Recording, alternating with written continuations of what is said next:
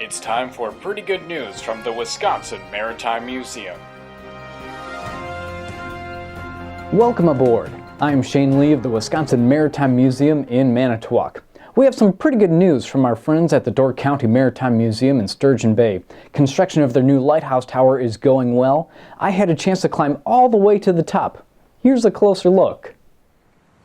The Door County Maritime Museum broke ground on the Kress Maritime Lighthouse Tower November 2019. About 1 year later, the tower stands 11 stories tall, counting the observation deck. Museum curator and exhibits manager Rhys Kuzdas looks forward to filling the 10 stories inside the tower with engaging exhibits. It's always great to connect with people that, oh, I didn't know that about my backyard. I didn't know that about my family. I didn't know that about this area. And kind of bringing those past stories alive. Each floor of the tower will host a different theme. Kuzdas envisions histories of commercial shipping, commercial fishing, and military production during World War II. And you talk about the good and the bad, whether it's, accidents and shipyard fires or labor strikes or anything like that. There's women welders in the shipyards in World War II. Where did they go after World War II? Exhibits will look back much further in time, starting with early American Indian settlements to European colonization to escaped enslaved people on Washington Island and Moravians building their religious community in Ephraim. Whether it's trying to escape persecution or building their version of paradise, these are just fantastic stories. Visitors can also expect geological stories of how the land of the Door Peninsula came to be.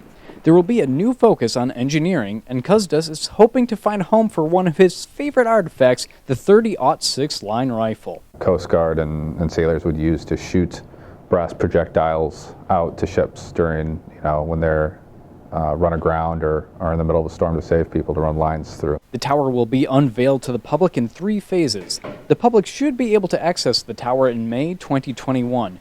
Filling the 10 floors with full exhibits could take until May 2022. Kuzdas is up for the challenge. I always try to give as much of a broad exposure as I can, so that way people who might not be interested in one subject can still draw from another and have a great time here at the Door County Maritime Museum. For more information, you can visit the Door County Maritime Museum's website at dcmm.org, where you can also watch a live cam of tower construction.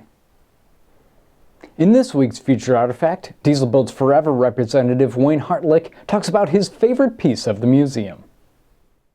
Hi, my name is Wayne Hartlick, and I'm a qualified submarine sailor and a member of Diesel Boats Forever. My favorite artifact at the museum is the documentary on the Lagardo, because of a connection with the Bea, the submarine I served on.